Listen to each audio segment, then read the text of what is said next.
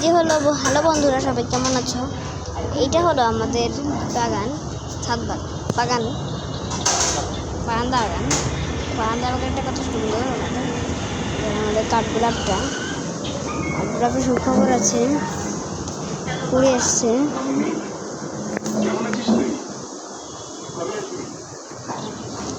এইদিকে হলো অ্যারোমেটিক জুঁই, আর এইদিকে হলো আমাদের বেলি গাছ, যেটা সবাই পছন্দ করে বেলি গাছ। আর এটা হলো আলমন্ডা, দেখেছেন হয়তো মন্দিরে। তো আমি মুসলিম